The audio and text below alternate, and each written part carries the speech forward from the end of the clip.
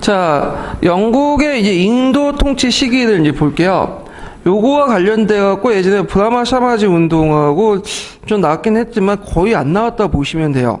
예, 롤란트법이나 이런 것들이 나왔는데, 자, 인도는 이제 그 근대역, 잠깐 이게 도중에 넘어갔네. 세포 상징을 보고 넘어갈게요. 자, 그 영국이 이제 인도를 장악했잖아요. 그래서 초기 때는 이제 인도가 영국을 장악하는 방법이 동인도 회사를 통해서 이제 장을 한 거예요. 그래서 그 동인도 회사를 통해서 이제 하나하나 인도를 지배하게 되는데, 결정적인 전투가 아까 언급한 것처럼 프라이시 전투죠. 예. 그래서 프라이시 전투에서 이제 클레이브라는 사람이 그 프랑스를 그걸 격파해요. 그래서 그 이유가 뭐냐면 벵골 지방의 이제 통치권을 확보하면서 이제 그 프라이시 전투의 의미가 있는데요. 요 벵골 지방이라는 곳은 어디냐면 오늘날 방글라데시 지역이죠. 방글라데시역과 그 지역 일대를 말해요. 원래 그 벵골은 동벨골과 서벵골 이렇게 두 개 지역이 있죠. 근데 동벨골 지역은 이제 거기에 이슬람교들이 많이 살고 있고, 서벵골 지역은 신두교들이 많이 살아서 나중에 이제 인도가 독립할 때 동ben골 지역이 방글라데시가 되는 거고, 서벵골 지역이 이제 인도 쪽으로 넘어가는데, 그 당시 서벵골 지역의 큰 도시가 어디냐면 캘커타였어요. 그래서 초창기 때 동인도 회사의 중심 도시는 캘커타 중심의 이제 그죠. 그래가지고 그 당시 이제 그 캘커타 중심의 동인도가 그 회사가 지배를 했다가 나중에 델리를 이제 이렇게 또 옮기게 되죠. 중심 지역을. 자, 그래서 이제 그 남부 지역에는 이제 마이소 전쟁에서 크게 이어서 장악을 했고요. 중부는 마라타 전쟁을 통해서 장악을 했고, 북부 같은 경우에 시크종 그 교와 전쟁에서 이 지역을 장악했죠. 그래서 이제 이때부터 인도는 이제 영국의 지배하다 들어가는데, 19세기 이후에 이제 그 인도의 산업 구조가 파행적인 변화를 불러일으켜요. 그래서 대표적인 게 이제 그 뭐냐면 면화인데, 원래 인도는 이제 면직물을 바탕으로 해서 산업이 있었죠, 원래. 그래서 인도의 면화가 영국에 원래 수출했었잖아요. 근데 18세기 후반부터 영국이 산업혁명 결과 그 당시 그 관계가 바뀌어졌어. 그래서 인도에서 원료인 모카를 수출하면 거기에서 이제 영국에서 그걸 면화로 해가지고 면직물로 만들어서 인도 갖다 파는 거예요. 그래서 그 과정에서 인도의 토착 면직물 산업이 어떻게 돼요? 몰락을 하게 되죠. 그러면서 인도는 영국의 원료 공급지와 상품 시장으로서 전략을 하게 돼요. 그래서 이제 인도는 그 곡물보다는 주로 그 영국이 원하는 모카 재배를 이제 중점으로 함으로써 비정상적인 농업 중심의 사회 구조가 형성이 됐다. 그러면서 영국 경제 예속이 되고 반영 기운이 이제 확산되기 시작하죠. 그래서 이 과정에서 이제 세포 항쟁이 일어나는데요. 자, 세포 항쟁의 배경을 이제 보면요. 일단 첫 번째로 인도인들의 어떤 반영 감정, 그다음 인도 병사에 대한 영국의 어떤 그 장교의 민족적 차별, 그리고 동인도에서의 수탈, 인도 면직물 몰락, 그리고 여기는 안 나와있지만 그 당시 영국이 그 인도를 계몽한다는 미명 아래 뭘 강요하냐면 기독교를 강요해. 그리고 카스트 제도를 이제 무시하고 정통을 무시하고 그러는 반발도 있죠.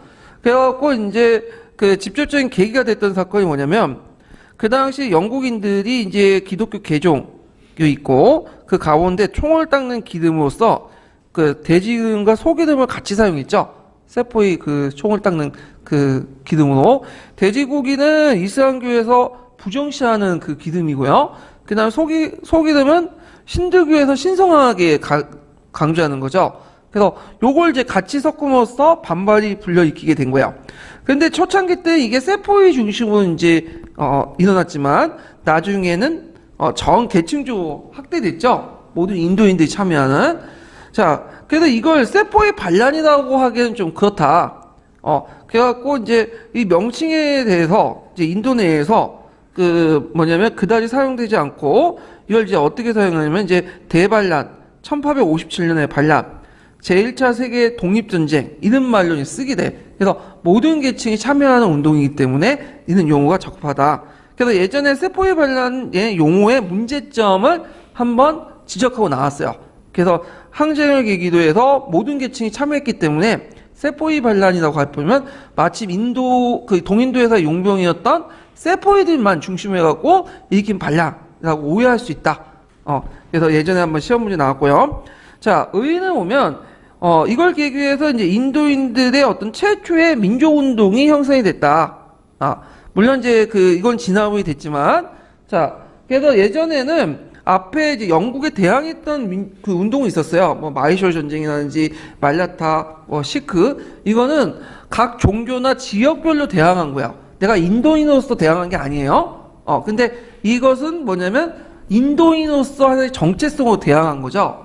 그래서 이것은 이제 상당히 최초의 민족 운동이다. 그리고 인도인이란 민족의 정체성 형성에 크게 기여했다.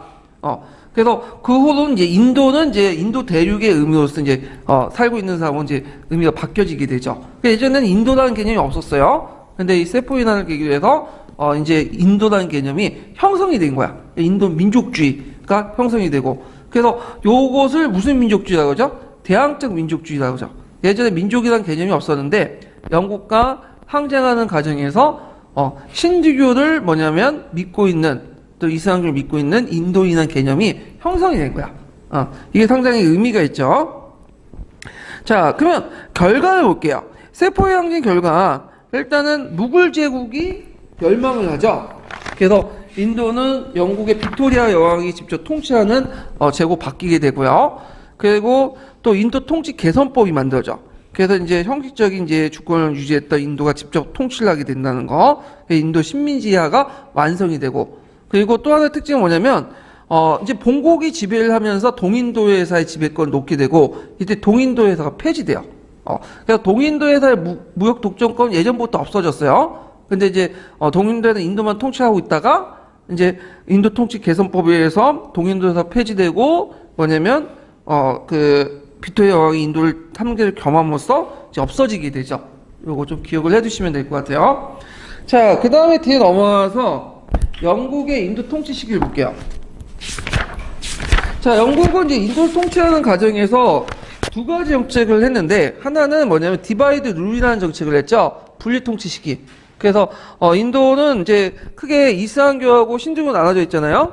그래서 주로 이제 신두교 다수고 이슬람 소수인데, 주로 어떤 세력들을 중용했냐면 이슬람교를 중용했어. 그래서 신두교도가 이제 분리해가지고 이슬람교를 통해서 신두교를 견제하는 그런 것들을 했고, 두 번째는 계급 간의 어떤 대립을 이제 이용했죠. 그래서 영국인들은 자신들이 이제 효율적으로 인도를 통치하기 위해서 친형적인 인도인들을 양성을 했어요. 그 사람들에게 영국에 가서 유학도 시키고 근대적 교육을 시킨 거야. 그래서 이들을 일종의 지배 집단, 지배 통치의 말단으로 삼으려고 했다. 그래서 초창기 때 근대적 지식인들은 영국에서 유학 가서 공부를 받았기 때문에 상당히 반영적인 게 아니라 친형적인 지식인들이 많아요. 그래서 이 친형적인 지식인들을 중심으로 해서 인도 사회가 낙후됐다.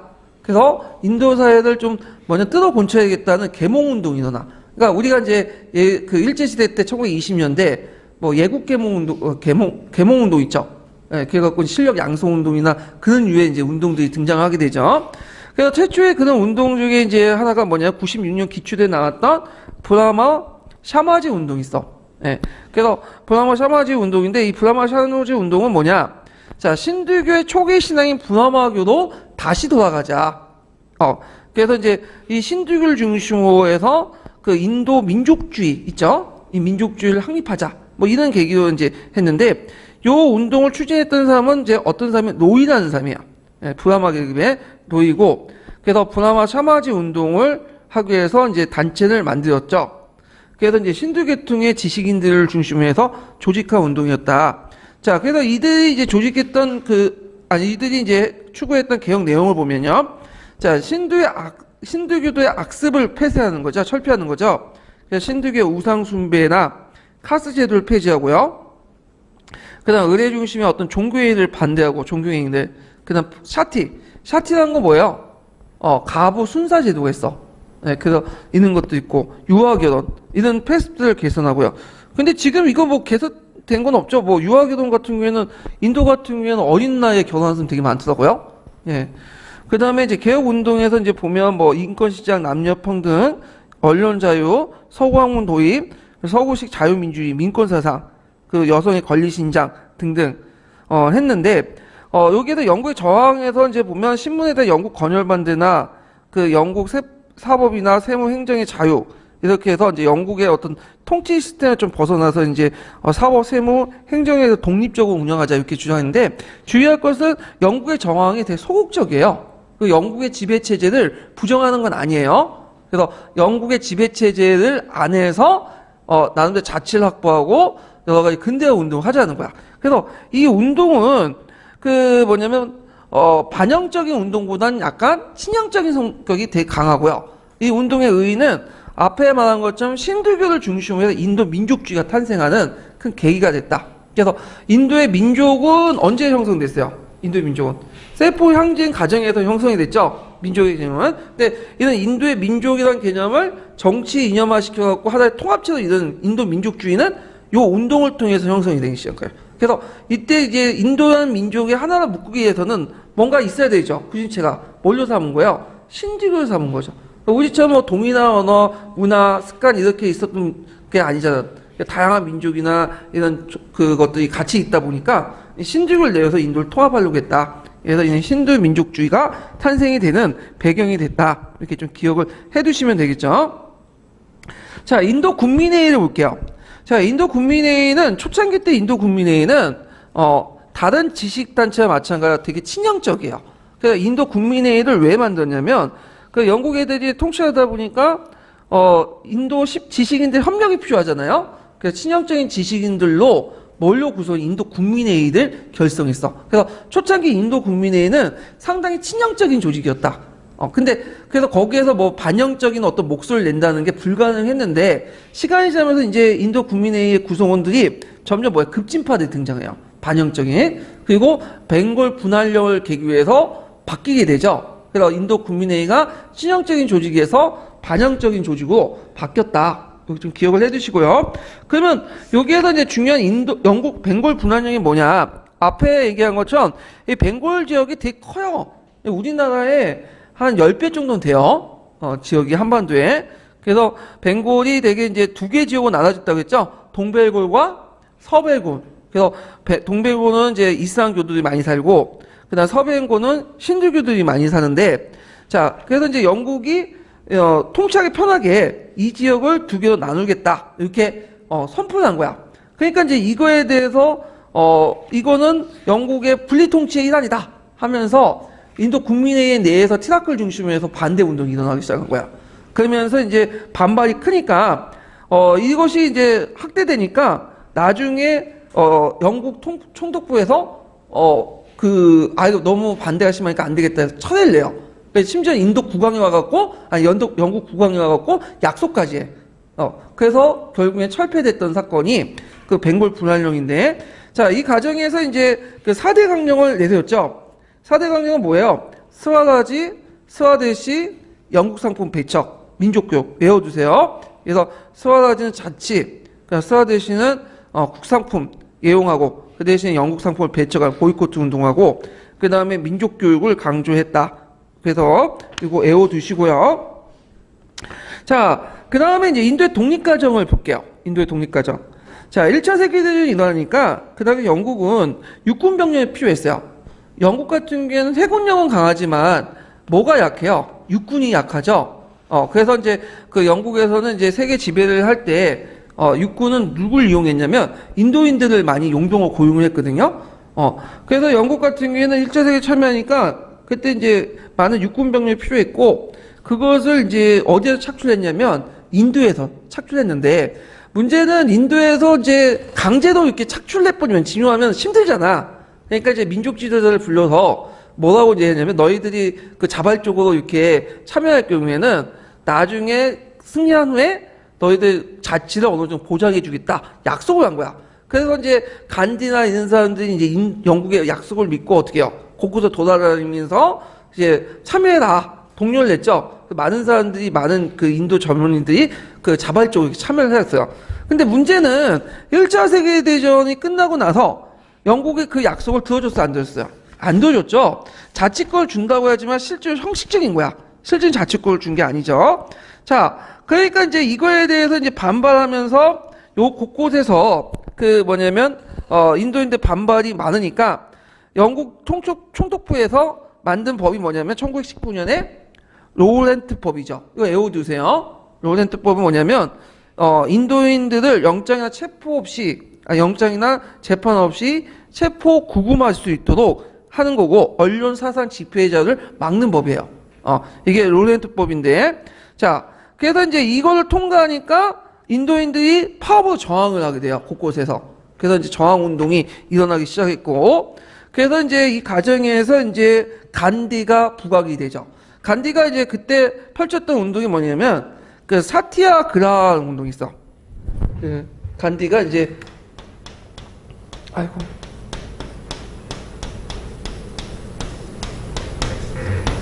네, 사티아그라 운동이 있거든요. 그래서 이제 이 사티아그라 운동은 진리의 장악이라는 것들 이제 그 뜻인데 이 사티아그라 운동의 배경은 아까 말한 것처럼 자치를 약속했는데 무시를 했죠. 그리고 오히려 그걸 탄압했잖아요. 로렌트법을 만들어가지고. 그래서 이게 반발. 이런 것들을 하면서 완전 자치를 요구하면서 시작됐던 것이 그 간디가 주도한 사티아그라 운동이다. 이렇게 좀 기억을 해두시면 될 것 같아요. 그래서 이 사티아그라 운동에 내걸었던 그 논리가 뭐냐면 비폭력, 불복종 운동이죠. 그래서 이제 비폭력, 불복종 운동을 전개하고 영국 상품을 불매 운동하고 납세 거부 운동을 하죠. 그리고 공직도 거부하고 그러면서 이슬람 세력에 또 뭐냐면 지지를 받으면서 전 영국으로 확대돼요. 아니 전 인도로 확대돼요. 그래서 결국에는 이제 영국이 간디를 체포하고 했지만 그 사티아그라 운동이 너무 확대되다 보니까 이제 영국도 굴복을 해서 뭐냐면 로렌트법을 폐지하게 돼요. 그래서 이 운동은 상당히 의미가 있는데 이거는 카스트, 종교, 민족으로 분열됐던 인도를 이 운동을 계기로 해서 뭐예요? 통합시키는 하나의 계기를 됐죠. 그래서 인도 사회를 하나로 통합시키는 계기를 마련한 운동이 사티아그라 운동이다. 라는 거죠. 그 다음에 또, 이게 1차 사티아그라 운동이고요. 그 다음에 제2차 사티아그라 운동이 있어. 1930년대에 들어와서. 그 제2차 사티아그라 운동은 뭐냐면, 그 인도인들이 자체로 소금을 제조하는 걸 금지시켜요, 영국이. 그러니까 이제 영국 정부가 이제 소금 판매권을 독점하려고 이렇게 금지시키니까, 그 당시 이제 그 간디가 불복종 운동의 하나로 소금 행진을 전개하죠. 그래서 간디가 이제 그 곳곳에 각지를 돌면서 바닷물로 직접 자기가 속을 만들고 그 행동을 하게 돼요. 예. 그래서 이제 이렇게 이제 간디의 저항 운동이 계속 지속이 됐다. 결국에는 이제 영국도 1935년에 인도의 자치를 허용하게 되고요. 그 다음에 이제 1942년에는 인도 철수 운동을 이제 펼치게 되죠. 이제 또 간디가 그러면서 이제 점점 영국으로부터 이제 조금씩 자치권을 하나하나 얻게 되기 시작해요. 예. 그래서 이 간디 활동을 이제 보시면 되고요. 근데 이에 대해서 간디의 또 뭐냐면 막수였던 그 인도 지도자가 누구냐? 네로예요. 네로하고 간디는 좀 성향이 다른데 간디는 자치운동에 치중이 되죠. 근데 네로 같은 경우에는 더 나아가서 완전 독립을 주장해요. 그래서 우리가 이제 독립을 해야 된다. 그래서 이제 인도 독립혁명을 결성해서 파업을 하고 급진적 독립운동을 펼치게 됐다. 이렇게 기억을 해두시면 될 것 같아요. 그래서 결국에는 2차 세계대전 후에 독립을 하게 되죠. 근데 독립할 때 이제 문제점이 뭐냐면 이제 그 인도는 신두교가 뭘 믿어요? 이슬람교가 믿죠. 근데 그 안에서 내부 통합이 안 되는 거야. 그래서 결국에는 어떻게 분열이 되죠. 그래서 이제 주로 그 신두교는 인도로 이제 세우게 되고 이슬람교들은 이제 모여가지고 뭐가 된 거? 파키스탄이 되죠. 파키스탄. 근데 파키스탄인데 파키스탄 두 개로 나눠져요. 처음 동파키스탄하고 서파키스탄 나눠지잖아요. 근데 이 동파키스탄, 서파키스탄이 너무 거리가 멀어. 1000km 정도 돼요. 양쪽이. 그러니까 국가가 운영될 수 없죠. 결국에 나중에 그 서파키스탄은 오늘날 파키스탄이 되고 동파키스탄 지역이 어떻게 해요? 독립돼서 오늘날 방글라데시가 되는 거예요. 네, 이렇게 해서 이제 독립해 나갔다 이렇게 좀 기억을 해주시면 되고 특히 이제 여기 독립하는 과정에 또 문제된 지역이 뭐냐면 카시미르 지역이 있어요. 그 카시미르 지역이 파키스탄 북부 지역이거든요. 근데 이 카시미르 지역은 이제 거기에 토국의 왕이 주로 이제 뭘 믿었냐면 이슬람교를 믿었어요. 근데 문제는 카시미르 지역이 90% 민들이 뭘 믿었냐면 이슬람교를 믿고 있는 거야. 근데 이 사람이 주민들 성향을 무시해버리고 자기 땅을 누구한테 갖다 바쳤냐면 인도한테 갖다 바친 거죠. 그러니까 그 밑에 있는 사람 왜 우리가 인도 건너가야 되냐 그러면서 반발을 하게 되고 무장 투쟁을 하게 되고 그 과정에서 인도와 파키스탄이 개입을 하게 되죠. 거기다 또 중국이 또 밑으로 들어와서 영토 문제도 또 개입을 하고 그러면서 지금 카시미르 지역은 어떻게 돼요? 중국, 파키스탄, 인도 이렇게 나눠갖게 되고 요 지역을 둘러싸고 지금 국제 분쟁이 많이 생기고 있잖아요. 예, 뭐 이런 것들 좀 같이 알아주시면 될 것 같아요. 자, 그래서 이제 이렇게 해갖고 봤고, 자, 동남아시아, 아프리카에서 넘어갈게요. 요거 부분은 뭐 볼 건 없어요. 최근에 예전에는 한번 많이 나왔는데 안 나온 지가 한 6, 7년 돼요. 요것도 나올 가능성이 별로 없긴 없는데 요 부분에서 한번 그래도 한번 살펴보죠. 자, 일단 이 동남아시아사인데 이 동남아시아사는 상당히 복잡해요. 여러분들 보시면 알겠지만 그래서 이제 그 예전에 한번 기출 문제 나올 때 그 대한교과서에는 동남아시아사가 있거든요. 거기에서 이제 한번 문제가 나왔는데 대한교과서까지 볼 필요는 없을 것 같아. 그냥 교과서만 좀 정리해도 충분히 다 풀 수 있을 것 같거든요. 그래서 이제 동남아시아사를 이제 보면 뭐 동남아시아 종교 나왔고 문화권, 뭐 베트남 근황운동 등등이 나왔고요. 자, 그러면 이제 좀 볼게요. 먼저 나온 게 이제 03년도에 나온 게 동남아시아 영향을 준 문화권이에요. 그러니까 이때 동남아시아 영향을 준 문화권은 정근대죠, 정근대. 서양 세력이 몰려오기 이전인데, 그래서 이제 보통 그 동남아시아는 정근대 문화는 세 개의 영향을 받아요. 하나가 뭐냐면 중국 문화권. 주로 어디에 영향을 받을까요? 북부 베트남죠. 북부 베트남이 중국 문화권에 들어간 이유가 뭐예요? 오랫동안, 천년 동안 중국의 지배를 받았기 때문이죠. 그 다음에 이제 또 하나가 인도에서 영향을 받게 되는데, 인도의 그 신두 불교 문화권, 이게 들어오죠. 그 다음에 또 나중에, 이슬람 문화권이 들어오죠. 이슬람교가. 그래서 3대 문화권이 형성이 됐다. 이렇게 좀 기억을 해 두시면 되고, 그 다음에 뒤에 넘어가서 이제, 동남아시아 종교도 예전에 한번 시험 문제 나왔어요. 요거 좀 보면요. 일단 지금 기준으로 얘기하는 거예요. 미얀마, 타이, 라오스, 캄보디아, 이런 지역은 뭘 믿어요, 지금? 불교를 믿죠? 네, 불교. 근데 다만 타이 남부 지역 같은 경우에는 이슬람 세력이 좀 있어요. 그래서 지금 타이에서 테러 폭탄 사건이 많이 일어난 거는 그 이슬람 분리주의자들이 좀 많이 일으킨 거고요. 그 다음에 여기 보면 말레이시아, 그 다음 인도네시아, 브루나이 이런 지역들은 어떤 거예요? 예? 이슬람을 믿고 있는 종교죠. 원래 이 지역들은 불교나 신주교를 믿었던 지역인데 나중에 이슬람화돼요. 왜냐면 이 당시에 이제 산업을 하는 과정에서 장사를 하는 과정에 이슬람 상인들하고 이제 하다 보니까 이슬람교를 믿는 게 훨씬 더 낫다. 그래서 이제 개종을 한 거죠. 그다음 필리핀도 이슬람교. 필리핀은 원래는 이제 처음에는 필리핀은 그 이슬람교 소왕국도 있었어. 근데 나중에 스페인의 지배를 받으면서 상당수가 뭘로 바뀌죠? 카톨릭으로 바뀌죠. 근데 아직까지도 그 민다나오 섬 있죠? 이번에 문제되는 민다나오 섬은 뭘 주로 믿냐면 이슬람교를 믿어요. 그래서 이들이 분리운동을 하고 그래서 이제 문제가 되는데, 자, 이렇게 구성이 됐고, 베트남 같은 게 좀 특징은 뭐냐면, 베트남도 불교를 많이 믿긴 있는데, 이때 베트남들이 믿는 불교는 그 다른 동남아시아와 달리 어떤 불교예요? 중국식 불교죠. 유교도 이제 있고, 유교는 뭐 불교라고 볼 수는 없고요. 예, 이렇게 이제 동남아시아 종교의 차이점이 있다는 것 좀 기억을 해 두시면 되고요. 그 다음에 동남아시아에 보면 이제 그 정근대사 흐름을 좀 볼게요. 이게 특히 보면 베트남과 비베트남 이런 식으로 이제 나눠서 이제 봐야 되는데, 자, 이거 되게 복잡해요. 복잡한데 몇 개 중요한 왕조들만 좀 언급하고 나갈게요. 그 기출에 나왔던. 자, 인도네시아를 보죠. 인도네시아. 자, 인도네시아를 보면 인도네시아 여러 섬으로 구성되어 있잖아요. 그래서 이제 인도의 큰 섬이 뭐냐면 슈마트라 섬이 있어요. 그 슈마트라 섬 밑에 무슨 섬이 있죠? 자바가 있고, 그 다음에 그 앞에 브루네오 섬이 있죠? 이렇게 이제 세 개 섬을 이렇게 크게 중축을 해가지고 이렇게 있었는데, 그럼 먼저 이제 그 자바를 볼게요. 자바. 자바에 이제 무슨 왕조가 등장했냐면, 그 슬라이자 왕조가 있어요. 그래서 이제 7세기, 14세기 때 있었던 왕조인데, 이 슬라이자 왕조는 특징이 뭐냐면, 중개무역이나 해상무역이 되게 발달됐다. 그리고 보통 우리가 동남아시아 하면 연상되는 게 소승불교죠.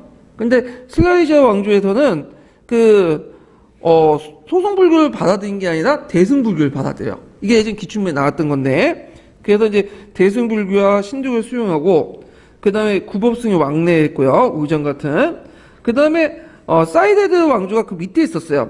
그러니까 슬라이자 왕조는 자바에 있었고, 그 다음에 이제 거기 그 사일랜드 왕조는 그 밑에인 이제 어디가 있냐면 슈마트라에 있었던 왕조거든요. 그래서 이제 두 개가 그 서로 경쟁을 했는데 결국에는 통합이 되죠. 한 개 왕조로.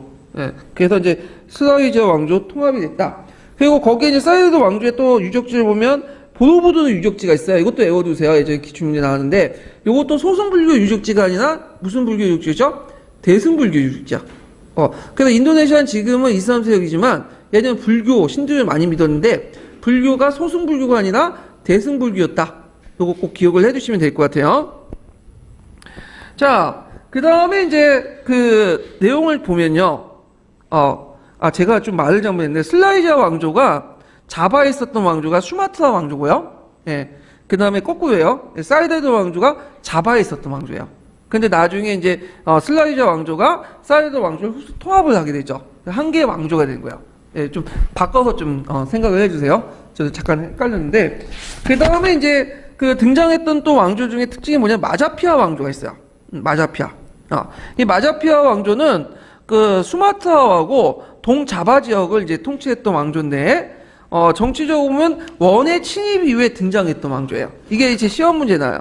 그래서 그 당시 이제 원나라가 그 동남아시아 지역을 침입해요. 13세기 때. 그래서 동남아시아 여러 제국들이 이 과정에서 개편이 되는데 이 당시 이제 그 뭐냐면 마자파이라는 사람이 있어요. 아니 마자피아의 왕조 왜 탄생을 했냐면 그 당시 슬라비자 왕조가 있죠. 그 슬라비아 왕조가 이제 원나라에 침입을 받게 돼요. 그래가지고 그 당시 이제 그 슬라비아 왕조를 멸망을 시키거든요. 그때 그 도망친 그 왕족의 후손들이 마자파의 왕조를 세워. 그래서 끝까지 이제 원나라 침입을 이제 저항하면서 그걸 물리치고 세운 왕조가 마자파의 왕조다. 이렇게 기억을 해주시면 돼요. 그래서 수마트라와 동자바를 통치했던 지역이고, 그 다음에 이제 이 왕조는 이제 나중에 이슬람 세력들이 성장하면서 몰락을 하게 되죠. 예. 그 다음에 마자피아 왕조 다음에 등장한 왕조가 이제 파타 왕조나 마타라 왕조 같은데, 이때부터는 이제 뭘 특징을 갖고 있냐면 점점 불교를 버리고 뭘 받아들였다? 이슬람 세력을 받아들이게 돼요. 그러니까 이슬람은 마자파의 왕조 때부터 조금씩 들어왔지만 요때부터는 이슬람 왕국이 완전히 이슬람을 받아들여서 이슬람 왕국 됐다. 그래서 파타 왕국은 이제 서부 자바 지방을 통치했던 왕조고, 그 다음에 마타나 왕조는 동부 자바 지역을 이제 통치했던 왕조인데 애울 필요 없어요, 이거. 여기서 중요한 거는 불교에서 이제 뭘로 전환됐다? 이슬람 왕조 전환됐고, 마지막 불교 신두교 왕조가 어디냐면 마자파의 왕조예요. 요것만 좀 기억하고, 마자파의 왕조가 형성된 배경은 몽골군을 저희 침략을 막는 과정에서, 저항하는 과정에서 형성이 됐다. 요것만 기억을 해두시면 돼요. 예전에 기출문이 나왔으니까. 자, 그 다음에 이제 뒤에 넘어가서 이제 뭘 보냐, 미얀마를 볼게요. 미얀마. 원래는 미얀마가 아니라 뭐예요? 버마예요, 버마. 그러니까 군사정권이 등장하면서 국호를 버마에서 뭘로 곤쳤냐면 미얀마가 곤친 거야. 예. 그래서 한글 치다 보면 버마를 치면 미얀마로 이게 자동으로 전환이 되더라고요. 잘못된 거예요, 그거는. 그래서 버마를 치면 범 치고 몇 번 커서 치는데 말 치야지 딱 되는데, 하여튼 그 버마는 이제 버마는 이제 특징이 뭐냐면 중국 문화, 인도 문화를 동시에 받았다는 게 특징이 있어요. 그래서 이제 그건 뭐냐면 중국에 거주했던 민족들이 내려와서 뭐냐면 인도화된 민족을 지배하는 결과인데, 그래서 이제 버마를 지배했던 왕족이 어떤 민족이냐면 버마족이에요, 버마족. 예. 이 버마족들은 원래는 중국 남서부에 있었던 지역에 살았던 지역이거든요. 이는 거주했던 이제 그 족들인데 7, 8세기 때 남하를 하게 돼요. 버마 지역으로. 그러면서 이제 초창기 왕조가 피오 왕조가 세웠고, 그 다음에 두 번째 왕조가 여기에 있는 파간 왕조가 세워져. 그래서 파간 왕조는 그 당시 이제 이리와디강 강 중류에 세워진 그 버마의 통일 왕조인데, 이 파간 왕조 때 특징은 뭐냐면 뭐 소승불교를 되게 강조했고, 그 다음에 불탑을 많이 건설했어요. 예, 그래서 불탑 왕조라는 별칭을 이제 생겼고, 그 다음 미얀마 문자를 만들었어. 자기 문자도 만들었어. 근데 이렇게 잘 나갔던 왕조가 왜 멸망을 했냐. 예전에 기출문제 나왔던 게 뭐냐면, 몽고족 때 침입이죠. 예, 그래서 몽고족에 침입받고 멸망을 해요. 그래서 이제 원나 세조 때, 그 다음에 그 사절단을 파괴했는데, 칸슈 4세가 이것을 거부했어. 복속을 요구를 거부하니까, 또 사절단을 파괴하니까, 두 번째 사전 다 죽여버렸어요. 그래갖고 이제 원나 세조가 열받아가지고 군대를 파견해가지고 그 당시 이제 그 파간 왕조 멸망을 시켰죠. 그래서 거기에 이제 행성을 설치해요. 행성. 집초 통치. 그렇지만 그 곧바로 행성은 폐지되고 그 위에서 이제 또 몬족 중심으로 여러 왕조가 교체되다가 결국에는 퉁구 왕조로 바뀌게 돼요. 이 퉁구 왕조로. 그래서 퉁구 왕조가 이제 통일되고요. 그다음 퉁구 왕조가 나중에 누구한테 망하냐면 이게 발음하기가 좀 그런데 꽁빠요 왕조한테 망해요. 꽁빠.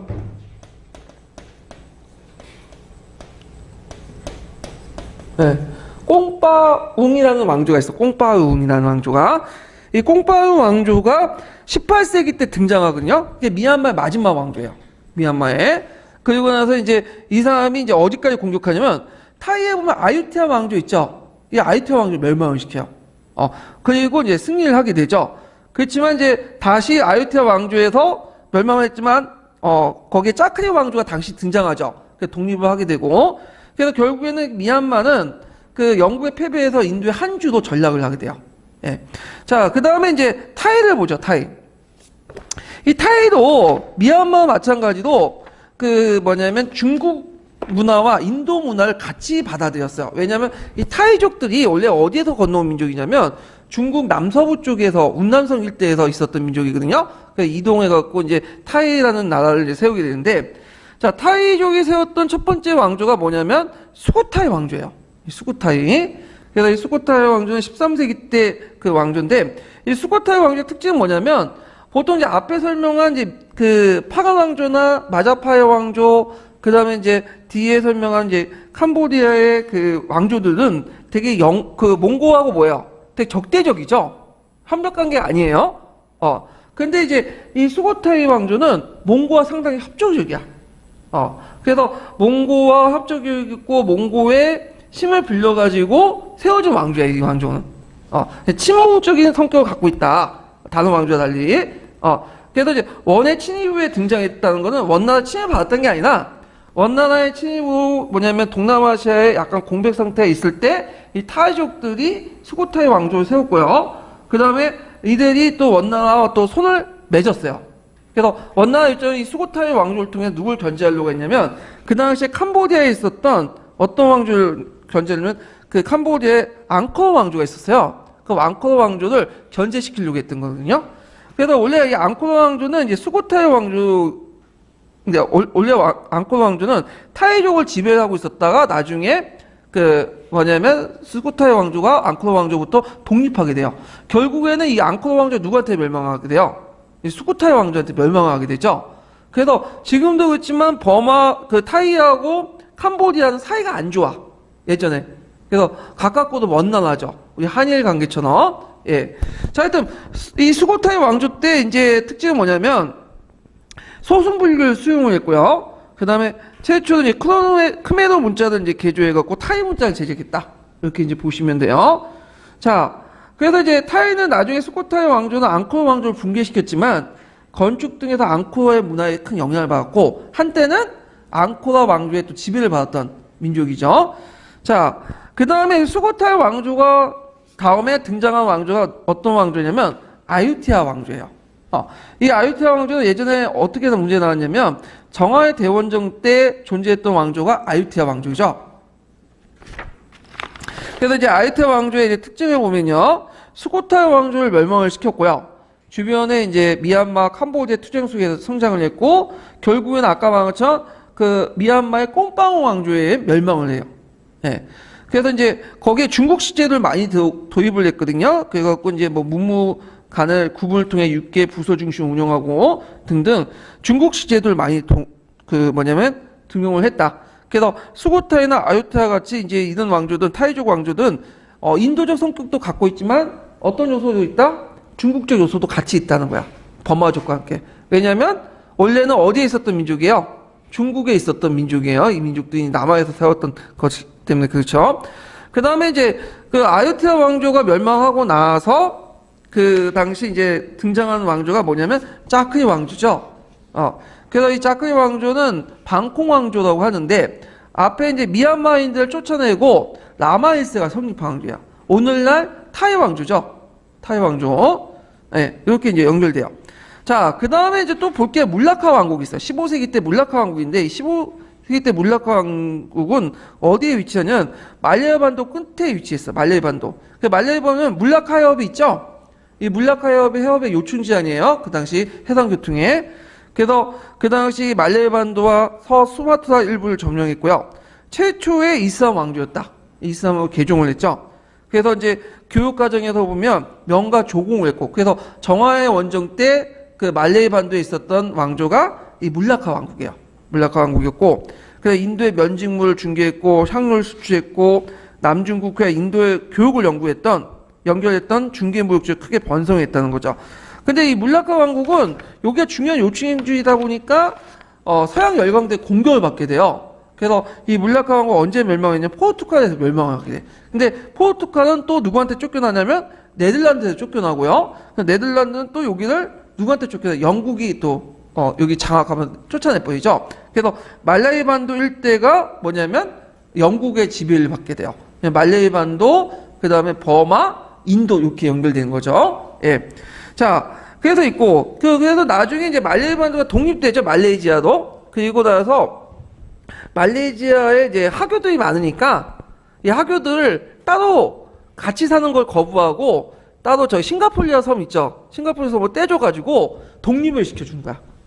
그래서 오늘날 싱가폴로가 되는데 싱가폴로는 하교 중심의 국가잖아요. 자, 뭐 이렇게 연결되고. 자, 그 다음에 이제 그 캄보디아를 볼게요. 네. 캄보디아는 이제 캄보디아가 아니라 베트남 중남부 지역을 볼게요. 베트남 중남부 지역은 그다음에 북부 지역과 좀 다른 특징을 갖고 있죠. 북부는 누구의 영향권에 있어요? 중국 문화권의 영향을 받는 데 반해서 베트남 중남부 지역 같은 경우에는 참파라 해갖고 인도의 영향을 받아요. 인도. 그래서 여기에서 이제 그 뭐냐면 그 참파라고 해서 이제 있다가 나중에 이제 완전히 베트남 북부에 통합되는데 이건 나중에 좀 얘기를 하고요. 그 다음에 캄보디아 지역에서 부남이라는 그 국가가 있죠. 그래서 신두교와 대승불교를 수용했다. 그래서 있고 해상무역이 번성했다. 뭐 이 정도만 기억을 해두시면 되고. 그 다음에 그 캄보디아에서 분함을 대신해서 이제 진남, 그러니까 우리가 이제 그 얘기하는 앙코어 왕조가 등장을 하죠. 진남이라는 것은 중국 애들이 그 진남이라 한 거야. 그래갖고 이제 그 분함으로 독립해갖고 수도로 앙코어로 옮긴 다음에 앙코어 왕조라고 호칭하고요. 그래서 그 앙코어 톰이나 앙코어 와트 유적지가 유명하죠. 앙코어 톰은 그 앙코어 왕조의 수도인 계획 도시를 얘기한 거고, 앙코어 와트는 뭐예요? 사원을 말하는 거예요. 사원.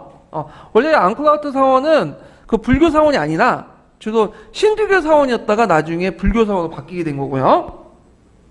자, 그 다음에 이제 그 문제는 이제 그 진난이라는 국가, 그러니까 앙코어 왕조는 그 안에서 뭐냐면 그 기록을 안 남겼어. 유물과 유적만 있고. 유일한 기록이 뭐냐면 그 13세기 때 주달간이라는 사람이 쓴 진난 풍토기가 있어. 보고 들은 것들 이제 쓴 건데, 이거는 이제 서궁의 고요 도경하고 비슷하다고 보시면 돼요. 그래서 그 앙코어 왕조의 어떤 생활 풍습이나 이런 것들 적어 놓은 거야. 그러니까 1차 사료죠. 진남은 왜 여기 왔냐면 그 당시 그 주달간이라는 사람은 원나라 관리예요. 그래서 이제 그 세조가 그 앙코어 왕조하고 손을 잡으려고 한번 파견했는데 손잡기를 거부한 거야. 그래서 이제 앙코어 왕조하고 이제 협력 관계가 안 되니까 누구하고 손을 잡은 거죠? 수고타이 왕조하고 손을 잡고 결국엔 수고타이 왕조가 누굴 멸망시킨 거야? 앙코르 왕조를 멸망을 시켜버린 거죠. 예, 요런 관계예요. 그래서 그 진남 풍토기 꼭 외워두세요. 예전에 10년도 기출문제 나왔던 거야. 그래서 이제 이렇게 이제 보고요. 그럼 여기에서 살펴볼 수 있는 것이 뭐냐면 그 당시에 이제 그 동남아시아 제국의 정치적 변화는 몇 년을 기준으로 13세기를 기준으로 해갖고 나눠볼 수 있어. 그러니까 원나라 치니까 그 이전. 그래서 원나라 침입으로 인해서 이 동남아시아의 제국의 어떤 정치적인 어떤 변화가 많이 일어났다. 왕조 교체도 일어났고 이런 것들을 같이 살펴보시는 게 좋을 것 같아요. 자, 그 다음에 뒤에 넘어가서 베트남 왕조 볼게요. 베트남 왕조. 베트남 왕조와 관련된 부분은 동남아시아 부분에 상당히 많이 실려 있어요. 그래서 그 동남아시아나 이런 것들 좀 동아시아 책. 제가 말이 헛나왔는데 동아시아 책에 보면 베트남 왕조의 전개 과정들이 쭉 나와 있거든요. 네, 그래가지고 제가 이제 이거를 이제 한번 정리를 해봤어요. 네, 베트남 왕조의 근데 여러 왕조들이 쭉 있는데 굳이 뭐 조그만 왕조까지는 볼 필요는 없는데 일단은 한번 정리를 해봤는데요. 자, 베트남에 이제 그 초기 왕조가 있어. 그러니까 이제 이 초기 왕조라는 거는 뭐냐면 그 중국의 직접 지배를 받기 이전에 왕조들을 말해요. 그래서 최초의 북부에서 세워진 왕조가 방랑국이라는 왕조가 있어요. 그 다음에 어우랑 왕국이 있고, 그 다음에 남비의 왕국에 대해서 이제 뭐냐면 그 남월국이라는 왕조가 있었거든요. 예. 근데 이제 여기까지 있다가 나중에 이제 한나라 때부터 중국 왕조의 통치를 받죠. 그래서 한나라부터 해가지고 수당까지 통치를 받아요. 거의 1000년 동안. 그래서 북부 베트남 지역 같은 경우에는 그 당시 중국 문화에 큰 영향을 받았다고 그러죠. 그러다가 이제 그 조그만 국가들이 등장을 해요. 그래서 이제 중국 지배에서 벗어나면서 그 당시 이제 여러 왕조들이 또 등장을 해. 오왕조, 정왕조, 여왕조 여기는 없지만 이런 왕조들은 잠깐 있다가 제대로 된 왕조가 언제 등장하냐면 11세기 때 등장 이왕조야. 이왕조. 예, 이왕조 때부터 이제 제대로 된 역사가 이제 출발을 하죠. 그래서 이왕조 때부터는 뭐라고 하면 대월이라고 해요. 대월. 그래서 대월이라고 하고 국명은 대월인데 왕조만 교체돼요. 그래서 이왕조, 그 다음에 이제 쩌랑조, 그 다음에 레왕조, 이렇게 해서 쭉 등장하게 되죠. 자, 그러면 있고, 그래서 쩌랑조가 있다가 쩌랑조 때의 기억은 뭐냐면 이제 중요한 것은 그때 누가 쳐도와요? 원나가 쳐도오죠. 원나를 3번 쳐도왔는데 다 물리쳤어. 그 다음에 명나라의 지배를 잠깐 받다가 그 다음에 이제 호왕조가 잠깐 있다가 곧바로 내왕조 넘어가죠. 내왕조. 그래서 내왕조가 명나라를 이제 지배를 벗어나서 이제 있었고 그 다음에 이제 남북 분열이 있다가 떠이성 왕조로 이게 넘어가죠. 예. 그래서 떠이성 왕조 있다가 그 다음에 이제 여긴 안 나와있지만 마지막 베트남 왕조가 뭐냐? 웅우의 왕조였어. 웅우옌이라는 왕조가 있거든요. 이게 마지막 왕조예요. 이게 되게 복잡하죠. 예. 근데 이런 왕조도 다 외울 필요는 없어요. 그래서 여기 기억할 건 뭐냐면 일단 니왕조, 그다음 쩌왕조, 레왕조, 그다음 마지막 왕조 뭐야? 운우의 왕조. 이거 4개 왕조만 기억하면 되고 시험 문제 지금까지 나온 거는 쩌왕조예요. 쩌왕조. 그때 원나라 침입을 물리친 왕조. 요 정도만 기억을 해두시면 될 것 같아요. 자, 그러면 그 내용을 이제 볼게요. 일단 중국은 이제 지배를 한나라에서 이제 수단까지 지배를 받았고 이 과정에서 이제 중국의 영향을 받았죠. 한자 관료체제, 대승불교가 이제 들어왔다. 그리고 그 당시 이제 그 중국에 저항했던 운동이 있어. 증짝증이의 반란이 있어요. 요 정도는 기억을 해두세요. 그래서 이제 증짝증이의 반란에서 그 당시 이제 일단 진압을 했지만 한무제 때 그 반란이 일어났죠. 증짝증이의 난. 그래갖고 이제 이때 계기에도 이제 직접 갈릴팡을 지배를 했다. 그런 것들 좀 기억을 해두시고. 자, 그래서 제대로 왕조가 이제 된 것이 이왕조예요. 그래서 한해 지배를 받고 있다가 당말 5대의 혼란기에 틈타서 독립왕조가 이제 성립했는데, 이왕조 때 이제 대표적인 왕이 성종이에요. 성종 때 국호를 뭘로 고쳤냐면 대원료 고쳤어. 그래서 그 후로부터 계속 역대 왕조가 뭘로 사용했죠? 대원료 사용한 거야. 대원료. 그래서 송문화를 수용을 해갖고 이제 정치체를 정비했고 과거제를 실시를 했다. 그리고 대승불교를 보류했다. 근데 아직까지 이왕족 때까지는 불교의 영향력이 되게 강했다고 해요. 그래서 유교의 영향력은 제대로 이제 뭐냐면 강하지 못했고, 과거 제도도 그렇게 정비되지 않았어. 실시만 했지. 그래서 제대로 되게 이제 과거를 이제 정기식 때도 이제 3년마다 한 번씩 실시하고 유교 이념을 정착시킨 왕조가 레왕조 때야. 요 때는 도입만 한 거고. 예. 자, 그 다음에 이제 여기에서 쩐왕조를 볼게요. 쩐왕조. 예전에 기출문제 나왔던 게 쩐왕조인데, 쩐왕조에서 눈여겨볼 게 뭐냐면 몽골을 격퇴했다. 그래서 3번의 침입이 왔었는데 몽골 격퇴했고, 그래서 쩡홍따오라는 사람이 여기를 격퇴를 했죠. 그래서 이 쩡홍따오는 그 베트남의 민족의 영웅이라고 그래요. 그래서 그 쿠빌라이 칸이 왜 몽골을 그러니까 쩐왕조를 공격했냐면, 남송을 치기 위해서 남송의 배후 기지로서 공격을 했는데 다 격파를 한 거야. 대단한 거죠. 그래서 이게 이제 시험 문제 나왔고요. 그 다음에 그 쩐왕조가 베트남을 격파하는 쩐왕조가 몽골족을 격파하는 과정에서 베트남 민족 의식이 형성이 돼. 그래서 민족 문화가 발달되죠. 그래서 대월사기라든지 그리고 대월사기라든지 쭈노 문자. 그래서 한자를 번역하고 독자적인 문자를 만들고요. 그리고 대월사기도 이 쭈노 문자에 의해서 기록이 되고 불교 문화가 발달됐다. 쭈노 문자는 지금 사용하고 있는 문자는 아니에요. 예. 자, 하여튼 요거는 이제 그 동아시아 공통된 형상이죠. 일본이나 우리나라도 누구야? 몽골족들의 공격을 받고 어떻게 돼요? 나는 민족 의식이 형성이 됐잖아. 그래갖고 우리나라 같은 경우에는 단군 신화를 이제 강조하면서 상공유사에 씻었고, 그 다음에 이제 일본 같은 경우에는 몽골족을 격퇴하면서 무슨 의식이 형성돼요? 신국 의식이 형성되죠. 이런 거와 연결시켜서 같이 보시면 되고요. 그 다음에 유교 교육을 강조했고요. 그다음 레왕조를 볼게요. 레왕조는 중간에 뭐가 있었냐면 그 호시 왕조가 있었어. 호시 왕조. 예. 그 있다가 명나라의 멸망을 당하고 그 다음 명나라 통치가 20년 돼요. 명나라 통치를 물리친 사람이 누구냐면 레왕조야. 그래서 레왕조의 렌라이라는 사람이 명을 몰아내고 레왕조 세웠는데 국호는 뭐야? 대월이에요.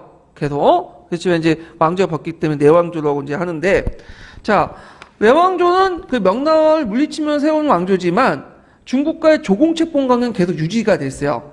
왜냐하면 중국의 발달된 문화를 수용하고 경제 교류를 위해서 조공채권 관계를 이제 그때 인정을 해줬고, 그 다음에 내왕조의 특징은 이제 뭐냐면 중국과의 조공채권 관계 유지했지만 내부적으로 황제를 칭했어. 그러니까 우리식으로 따지면 뭐야? 내제 외왕체제죠. 그래서 안으로는 황제를 칭하고 밖으로는 왕을 칭한 거죠. 그래서 이거는 이제 민족의식의 성장이었다. 성장이 반영됐다. 이런 것들 이제 볼 수가 있고요. 제도적인 측면을 볼 때 내왕조는 여기는 안 나와있지만 중국식 요소를 많이 받아들였어요. 예. 그래서 다른 역대 왕조와 함께 중국식 제도를 많이 받아들였고, 그 다음에 정복 활동을 하게 되죠. 이거 예전에 기출문제 나왔죠. 그래서 그때 남쪽에 무슨 왕조가 있었냐면 참파라는 왕조가 있었어. 참파. 임금이라고 부르는 중국 애들이 이 참파 왕조와 싸워가지고 결국에는 이 참파 왕조를 정복을 하게 되죠. 이 정복의 의미는 상당히 그 의미가 있는데, 이걸 통해서 이제 오늘날 베트남 영토가 형성이 되고, 그 다음 동남아시아와 동북아시아 문화적 요소가 같이 베트남에 공존하게 돼요. 그래서 동북아시아 쪽은 북베트남, 동남아시아 쪽은 그 참파 쪽의 지역이죠. 그래서 이런 문화들이 같이 결합된 문화가 형성됐다. 이거 기억을 해두시고요. 예전에 10년도 기출문제에 이거 관련된 문제가 나왔어. 근데 이게 좀 역사적 사실이 안 맞는 게 있는데, 그 10년도 기출문제는 그 쩐왕조 때 그 남베트남 지역을 점령했다 이렇게 나왔거든요. 틀려요. 예. 쩐왕조가 아니라 뭐죠? 레왕조 때야. 근데 이걸 맞다고 해놨어. 그래갖고 이게 약간 이제 문제를 잘못 낸 것 같은데, 자, 하여튼 내왕족 좀 기억을 해주시고, 자, 문화적으로 유교 통치 이념이 확립됐다. 그래서 아까 얘기했잖아. 리왕조 때 유교 통치 이념을 받아들였죠. 근데 정착되지 못하고 유교 이념은 요때 확립된 거야. 그리고 과거도 예전에 이왕조 때 받아들였지만 실제로 확립된 건 언제 때죠? 요때 확립돼요. 3년마다 한 번씩 정기실 실시라고. 그 다음에 기독교가 포고되고요. 그리고 이제 민족 문화가 발달되고, 특히 이제 기독교 포고가 관련돼 갖고 이제 프랑스 선교사들이 그 베트남 민중들에게 이제 쉽게 기독교를 전파하기 위해서 문자를 만들었죠. 그래서 알파벳을 바탕으로 해서 뭘 기록을 하게 돼요? 베트남어를 기록하게 돼. 이것이 오늘날 현대 베트남어예요. 추노 문자가 아니라 추노 문자는 지금 사어가 되고. 그래서 이제 베트남 그 신문이나 이런 거 보면 막 알파벳으로 다 돼 있죠. 거기에 이제 뭐냐면 그 성교 표시를 하고 있잖아요. 이렇게. 그래갖고 이거는 이제 언제 때 이제 됐냐면 아까 레왕조 때. 그 예전 시험 문제 나왔던 거야. 그래서 베트남에 이제 그 뭐냐면 지금 문자가 왜 포교됐냐? 어떤 목적으로 포교됐냐면 성교 목적으로 포교된 거야. 카톨릭 성교 목적으로. 그 다음에 내왕조가 이제 망한 후에 또 이게 역사가 되게 복잡한데, 그래서 내왕조가 망한 다음에 이제 그 등장한 왕조가 응우의 왕조죠. 응우의 왕조. 예. 그래서 응우의 왕조 이전에 이제 뭐냐면 남북 왕조에서 두 개로 분열됐다가 떠이숑 왕조가 있다가 떠이숑 왕조가 멸망한 후에 응우의 왕조가 등장해요. 그래서 응우의 왕조는 이제 1802년에서 1945년까지 존재했던 왕조, 마지막 왕조죠. 요때 그 대원에서 베트남이라는 국호를 사용해요. 이때 베트남. 그래서 베트남 국명을 사용했고요. 그다음 수도는 어디냐면 후에야, 후에. 후에는 어디냐면 중부에 있는 딱 중간에 있는 도시예요. 국제 도시죠. 예. 후에가 수도였다. 이렇게 되고, 그다음에 이제 그 정치를 보면 이제 더이숑 정권을 멸망시켜 통일 베트남을 건설했는데, 이때 누구의 도움을 받았냐면 프랑스의 도움을 받았어요. 그래서 이제 프랑스의 도움을 받았는데 문제는 프랑스의 도움을 받고 건국했는데 건국하고 나서 누굴 탄압해요? 프랑스의 상인들이가 선교사를 탄압을 했고요. 그러니까 프랑스가 가만히 있겠어요? 아니죠. 그래서 이제 그 응우의 왕조를 공격하게 되고, 그 응우의 왕조가 프랑스 식민지로 떨어지게 돼요. 자, 그래서 응우의 왕조는 중국식 제도를 많이 받아들였는데, 그래서 중앙집권적 관료, 유교적 통치 이념을 계승해서 유교 사회적 성격이 강화됐다. 그렇지만 19세기 후반 때 프랑스에 점령돼 주권을 상실했다. 근데 프랑스가 요 응우의 왕조를 멸망시키진 않아요. 그러니까 살려놔. 왜 살려놓겠어요? 형식상 응우의 왕조의 그 황제를 내세움으로써 베트남 민족들을 장악하기 위한 거죠. 그래서 나중에 이제 망한 거는 뭐 프랑스가 이제 일본으로 교체되고 일본이 쫓겨나잖아요. 그러면서 이제 뭐냐면 베트민에서 쫓겨나게 돼. 이 사람은. 하여튼 그래서 이제 응우의 왕조 이렇게 좀 기억을 해두시면 되고요. 자, 그 다음에 베트남 근현대사 부분을 이제 넘어갈게요. 그 앞에 이제 베트남 외에 동남아시아 근현대사도 얘기를 해야 되는데 그냥 넘어갈게요. 왜냐면 이거 문제 나온 적이 한 번도 없어. 예. 그래갖고 뭐 여기 보면 말레이시아, 뭐 필리핀, 그 뭐 타이, 미얀마 그런 나라도 있죠. 그런 데 나왔는데 문제가 안 나왔고요. 잠깐 여기에서 이제 누구의 식민지인가를 한번 정리를 해볼게요. 그 근현대사 때. 자, 베트남, 캄보디아, 그 다음에 라오스는 누구의 식민지였죠? 네, 프랑스의 식민지였죠. 인도차이나 반도는. 그 다음 인도네시아는 누구의 식민지였어요? 네덜란드의 식민지였죠. 예. 그 다음 필리핀은 원래는 이제 스페인 식민지였다가 미소전쟁 때 미국 넘어갔잖아요. 그 다음에 이제 미얀마 영국, 말레이시아 영국 이렇게 보시면 되고, 유일하게 이제 독립을 유지했던 나라가 타이죠. 자크의 왕조. 그래서 남아 4세와 남아 5세 때 그 뭐냐면 적극적 근대화 정책과 그다음 영국과 프랑스 간의 세력 균형 유지 때문에 그 동남아시아에 유일하게 독립을 유지했던 나라죠. 그래서 나중에 청년장교대 쿠데타에서 이 타이는 전제 군주제에서 뭘로 바뀌냐면 이폰 군주제로 바뀌어요. 그래서 원래는 시암이라는 나라였는데 국명을 뭘로 바꾸죠? 타이로 바꾸죠. 그리고 2차 세계대전 때는 또 줄을 잘 썼죠. 누구한테 썼어? 일본한테 줄을 썼어. 그래서 이따가 살아남고 끝까지 독립을 유지했다. 이렇게 이제 보시면 되고요. 그러면 베트남을 이제 볼게요. 베트남과 관련된 문제가 이제 예전에 근황운동이라 해갖고 예전에 시험 문제 나온 게 있거든요. 그때 때문에 베트남 근현대사 부분이 시험 문제 나올 가능성이 되게 좀 많아요. 자, 그러면 베트남을 이제 보면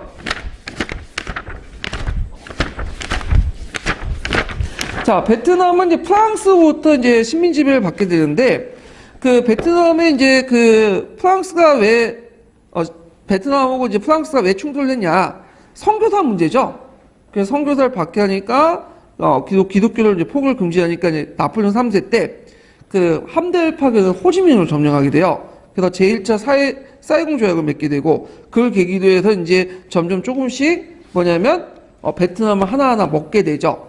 그래서 이제 있고, 그 다음에 이제 이때 베트남을 이제 종주권을 바꾼 나라가 어떤 나라예요? 중국이죠. 그래서 중국과 그다음 베트남의 한편 싸움이 일어나죠. 이게 청푸 전쟁이죠. 결국에는 중국이 지게 됨으로써 이제 프랑스가 베트남 완전히 장악하게 되고, 프랑스 인도차이나 연방이 구성돼서 베트남, 라오스, 그다음 캄보디아 이렇게 되죠. 그래서 베트남 민족운동을 이제 보면요, 베트남 민족운동은 크게 세 개로 나눠볼 수 있어. 1개는 뭐냐? 근황운동이야. 근황운동. 그래서 근황운동은 이제 우리식으로 따지면 위정척사운동이라고 보시면 돼요. 그래서 유교적인 어떤 그 관료들이 이끌었던 운동이고, 그냥 두 번째 시기는 뭐냐면 판포이 초원하는지 이런 사람들이 운동했던 이제 시기.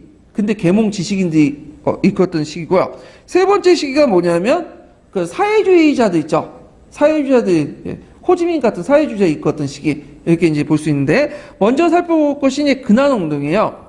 근황이라는 것은 왕을 보필한다는 뜻이죠. 네. 그래서 있는데, 원래 이제 베트남에는 양위운동이 있었어. 양위운동이라는 거는 그 당시 이제 서양의 오랑캐 프랑스를 물리치자. 그래서 했는데, 이걸 이어받은 게 근황운동이야. 그래서 위로부터의 개혁, 위로부터의 저항이라고 좀 볼 수 있는데, 그래서 주로 누가 했냐? 그 당시 이제 유교 관료들, 신하들이 중심해갖고 했다. 그래서 목적은 프랑스인을 몰아내고 베트남 황제의 권력을 회복하는 그런 데 목적이 있고, 그래서 베트남 황제였던 항응이는 이제 그 당시 어린 황제이기 때문에 실제 베트남 실권자였던, 적지 마세요. 제 발음이 좀 부정확한데, 토턴투엔이라는 사람이 있어. 발음하기 힘들죠? 토튼투엔. 제가 적어줄게요. 베트남 발음이 좀 발음하기가 힘들어. 이게 어떠냐면, 뭐 외울 필요는 없는데, 일단은, 포기법이 이렇게,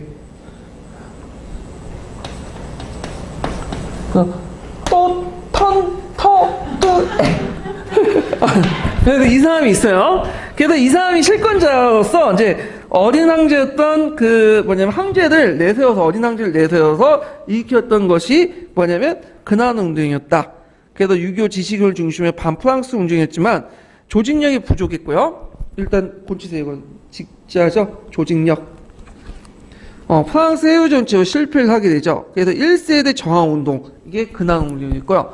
그다음 2세대 저항운동은 뭐냐면 판포이초하고 판차우차라는 사람이 이제 저항했던 거죠. 수능 기출에는 되게 많이 나와, 이 사람이. 판포이초는 우리식으로 따지면 무장 봉기 노선을 채택했던 사람이고, 그 반대쪽에 있었던 판차우체는 뭐냐면 우리식으로 예국 계몽운동을 이제 주창했던 사람이죠. 자, 그 중에 이제 눈여겨볼 사람이 누구냐? 판포이초예요. 이 판포이초는 우리나라와 역사와 관련돼 있죠. 구한말 때 월남 마음국사 들어보셨죠? 네, 그걸 이제 저술했는데, 실제로 월남 마음국사는 이 사람이 저술한 건 아니고요. 엄밀히 말하면 그 당시 이제 랑게차오 있죠. 양계초하고 이제 담화 내용을 그 양계초가 친절하게 글로 써줘가지고 묶어줬어. 이게 월남 마음국사야. 네, 월남 마음국사. 그래서 이제 있고, 이 사람은 이제 크게 그 초기와 후기 시대가 좀 나눠. 초창기 때는 이펑 군주제를 목적으로 했어요. 그래서 이제 그 이펑 군주제 때는 베트남 유신회를 조직하고 동요운동을 펼쳤다. 예전에 기출문제 나왔던 거면 수능 기출문제. 동요운동은 뭐냐면 동쪽에 유학을 보내야 된다. 뜻이야. 그 다음에 너일전쟁이 끝난 후에 너일전쟁 승리를 보고 이제 새로운 희망을 보게 된 거야. 일본이 상당히 근대화된 국가고 일본이 우리 아시아 민족을 도와줄 거라는 생각을 가지면서 일본에 유학을 가야 된다라고 주장하게 동요운동이죠. 자, 그 다음에 또 특징은 뭐냐면 말기 때 이제 베트남 강복회를 조직해요. 이 베트남 강복회는 뭐냐면 1911년에 신해혁명이 일어났죠. 신해혁명이 일어날 때 이제 주변의 여러 민족들에게 영향을 줬는데, 그 중에 그 몽골 지역은 신해혁명에 영향을 받아갖고 외몰고가 독립을 이제 운동을 펼치게 되고, 외몽골 지역이. 그 다음에 베트남 같은 경우에는 베트남 강복회가 조직해요. 강복회라는 것은 그 중국의 강복회 조직이 있었죠. 거기에 본따 가지고 베트남 강복회를 조직을 했다. 그래갖고 이제 이때는 베트남 강복기 때는 이제 그 유신 정권, 입헌군주를 주장한 게 아니라 민주공화국을 건설해요. 네, 그래서 이제 이렇게 차이가 있죠. 그 다음에 여기는 안 나왔지만 또 한 명의 인물이 있죠. 판차우체라는 사람이 있어. 판차우체. 그래서 판처우치라고 부르는데 이 사람은 이제 뭘 하냐면 오늘날만 예국개몽운동 비슷하게 이제 했고 전국 지역에 그 사립학교를 만들어요. 그 중에 대표적인 사립학교가 통킹 이수야. 그래서 통킹 이수를 중심으로 문맹 타치 운동이라든지 새로운 사상을 보급하고 교육 통합 근대화 과정을 이제 강조하고 그런데 물론 통킹 이수는 그 곧바로 이제 그 프랑스의 탄압을 받아갖고 없어져요. 그렇지만 이 통킹이에요. 통킹 키다 돼 있네. 예. 통킹 이수는 베트남에 탄압받고 폐교당하지만 실제로 이걸 계기로 사립학교가 전국적으로 확산이 돼서 근대 교육을 받은 그 지식인들이 이제 형성이 되기 시작해. 이때부터. 그러면서 몇 기로 넘어가려면 이제 3기로 넘어가요. 예. 그래서 베트남 현대사 쪽으로 넘어가는데 근자 지우시고, 예. 그래서 베트남 현대사는 보통 1차 세계대전에서 지금까지 현대사라고 분류하고 있는데, 이때 근대 교육을 받았던 이제 지식인들이 뭘 적극적으로 수용하기 시작하냐면 사회주의를 적극적으로 수용하기 시작해요. 그래서 1920년대에 보면 이제 그 베트남 민족운동의 이제 그 줄기가 민족주의 운동하고 사회주의 계열 이렇게 두 개로 나눠지는데 민족주의에서는 베트남 국민당을 창달을 하게 되고요.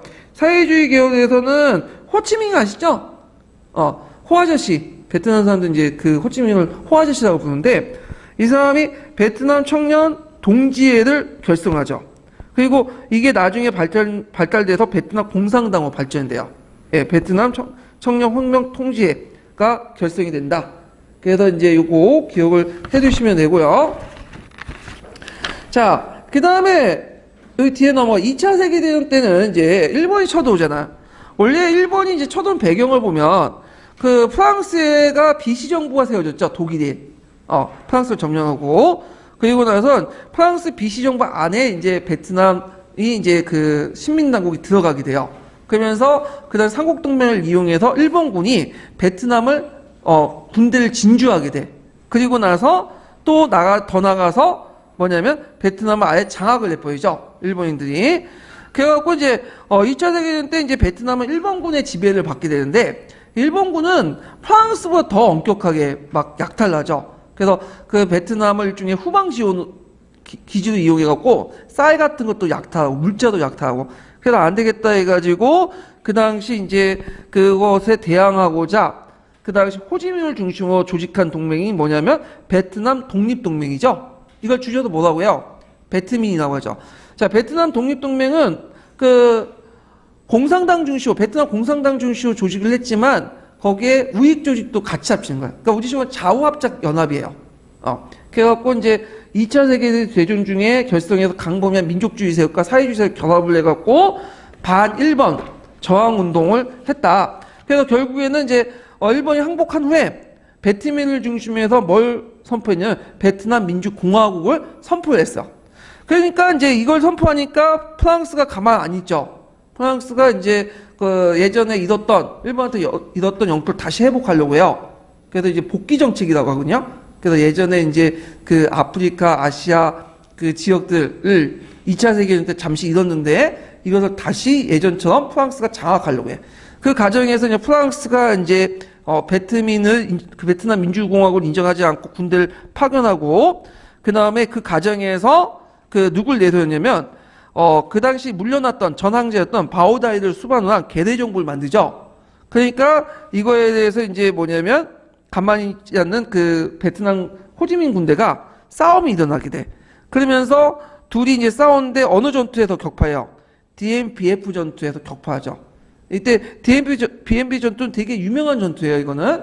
그래서 프랑스의 근대적 무기를 무장하고 있는 프랑스군이 절대 우세인데도 불구하고 그 베트민들에게 깨진 거야. 그래서 그때 베트남 군도는 잘해봤자 뭐 소총, 박해포 그런 것밖에 안 갖고 있는데 그에 비해서 프랑스군은 그다음 비행기, 탱크 이런 첨단 무기도 가지고 있었거든요. 그 군대에게 뭐냐면 그 깨지게 돼요. 그러면서 이제 호지민이 이제 이들을 이제 격파한 전투 DMBF 전투인데 외워두세요. 그래서 결국에는 제네바 협정이 체결되죠. 그래서 미국이 거기 개입을 해. 미국은 원래 이제 프랑스를 지원해줬다가 이제 호지민이 그 베트남 전역을 장악하면 안 되겠다 생각하고 개입을 해갖고 그 당시 이제 나라를 두 개로 나눠갔죠. 제네바 협정을 통해서. 그래서 북쪽은 그 북베트남, 호지민의 북베트남에 있고 남쪽은 남베트남이 이제 정부가 수입되는데 이 남베트남 정부는 일종 개대 정부가 보시면 돼요. 미국에. 이거 맨날 쿠데타가 일어나. 그래서 정권이 바뀌고. 그래서 정치가 상당히 불안전하죠. 예. 자, 그러면 이게 1차 이제 인도차이나 전쟁이었고요. 이 2차 인도차이나 전쟁이 일어나요. 자, 2차 인도차이나 전쟁이 왜 일어났냐면, 그 당시 미국과 남베트남은 제네바 협정 총선거를 거부하고, 남북만의 단독 선거를 내고 단독 정부를 이제, 수입되는데, 그 당시 미국 같은 경우에는 곳곳에서 이제 공산주의 확산을 막으려고 하잖아요. 특히 도미노 이론이 이제 등장하는데, 도미노 이론은 뭐냐면, 한 곳에서 그 공산주의가 뚫리면, 곳곳에서 다 공산주의가 된다는 거야. 도미노처럼 쭉 이렇게 연결된다는 거죠. 그래서 이제 미국이 남베트남 정부를 지원해줬다. 근데 남베트남 정부는 아까 말한 것처럼 되게 썩어 빠졌어요. 그 맨날 쿠데타 일어나고 부정부패가 많고 그래서 점점 민심은 어떻게 해요? 떠나죠. 그러면서 남베트남 안에서 그 당시 남베트남 정부에 대항하는 운동이 일어났는데 이게 뭐냐면 베트콩이에요. 베트콩. 그래서 남베트남 해방민족전선인데 이 베트콩이 누구부터 지원을 받았냐면 그 당시 북쪽인 북베트남부터 지원을 받아요. 그래서 북베트남 어떻게 지원을 받냐면 호지민 루트라고 들어오셨어요? 그래서 그 당시 라오스, 캄보디아, 베트남의 국경에 호지민 루트를 건설해서 길을 만들어가지고 이 호지민 루트는 말이 길이지 거기에 땅굴이라고 보시면 돼요. 미국의 폭격을 피해가지고 만든 길이기 때문에 그래서 베트콩을 지원해준다. 그래서 베트콩이 이제 그 지원해주니까 이거 미국이 보니까 가만히 안 되거든. 그래갖고 이제 그 미국 부대를 파견을 하죠. 그리고 더 나아가서 이제 베트콩을 지원하는 북베트남을 가만히 놔둬서 안 되겠죠. 그래서 tonkinman 사건을 일으켜. 이게 예전에 기출문에 나왔죠. 이 tonkinman 사건 존슨 시대 때 대통령 때 그 일으킨 사건인데 일종의 조작 사건이에요. 그 미국 배가 누구부터 공격을 받았다는 거야. 북베트남부터 공격을 받았는데 나중에 다 조작된 거야. 그래서 일종의 전쟁 명분을 만들기 위해서 일으킨 사건인데 그래서 이걸 계기로 해갖고 이제 북베트남을 폭격하고 미국이 본격적으로 개입하게 돼. 근데 문제는 이 남베트남의 이제 그 전쟁 형태가 종전의 정규적 형태가 아니죠. 뭐죠? 비정규적 게릴라야. 치고박는 거야 그냥. 그리고 이게 명분이 없어.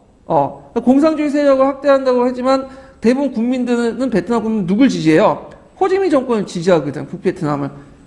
명분이 없는 전투에 막 이제 군대를 투입을 하고, 그 다음에 그 과정에서 이제 미국은, 자기 혼자 싸우는 게 아니라 모든 사람들, 모든 국가가 싸운다고 보여주기 위해서, 유럽이나 이런 나라의 원조를 좀 유치하죠. 파견 원조를. 근데 다 거절했는데, 누구는 지원해줬어요? 한국. 그래서 한국군도 같이 오고, 북베트남은 중국, 소련, 북한도 지원해주고, 그러면서 이제 일종의 국제 정선이 형성이 되는데, 이때 북베트남 이제 해방전선이 구정공세를 감행해요. 예. 그래서 이제 1968년에 구정공세를 감행해서 그때 미국인들이 많이 죽게 돼, 미국 군인들이. 그러니까 이제 미국 내에서 반전 여론이 일어나고 전쟁 그만두자. 그리고 베트남에 너무 전쟁을 많이 하다 보니까 미국 재정이 고갈이 되거든요. 결국에는 나중에 닉슨 독트린을 공포하죠. 그래서 아시아인들의 문제는 아시아 스스로 해결해라. 우리는 핵 우상까지만 그 보장해주고 나머지 부분은 너희들 알아서 해라. 그러면서 어떻게 해요? 베트남에 철수를 하게 되죠. 결국에는 그 뭐냐면 그 1973년에 미국이 완전 철수되고 그 후에 2년 후에 남베트남이 멸망을 하게 돼요. 그래서 이제 북베트남을 중심으로 통일이 형성이 된 거죠. 통일 베트남이 형성이 됐다. 1975년에. 자, 그래서 이제 이 베트남 전쟁, 제2차 인도차이나 전쟁의 결과, 베트남 전체는 인력과 물자 손실했지만, 그 한국과 일본 국가들에게 경제 발전 기회를 제공을 해줬다. 이렇게 이제 보시면 되고, 지금 이제 베트남 정부에서 이제 추진하는 이제 그 자본주의 도입 정책이 있죠. 이걸 뭐라고 도이모의 정책이라고 해요. 아이고, 이거 어떻게 된 거야?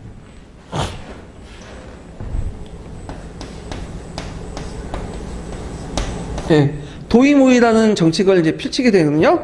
그래서 도의는 바꾸다. 그래서 모의라는 건 새롭다라는 뜻이야.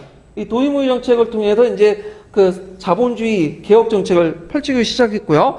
특히 이제 베트남하고 그 중국은 처음에는 되게 친했죠. 근데 국경 문제도 해갖고 베트남하고 중국이 또 개판 싸우죠. 그래서 지금 사이가 안 좋아. 그래서 오히려 이제 남중국해 문제를 가지고 베트남하고 미국이 한편이 되고 중국하고 싸우는 국면이 되죠. 그래서 미국이 쓸데없이 참관을 하는 것도 있어요. 미국이 가만히 놔뒀어도 베트남이 중국보다는 미국하고 가까워질 수 있었을 텐데 일단 뭐 많은 피해를 입은 거죠. 일단 거기 참여했다가 자 그래가지고 이제 베트남은 이제 끝났고요. 좀 쉬었다가 아프리카사로 넘어갈게요.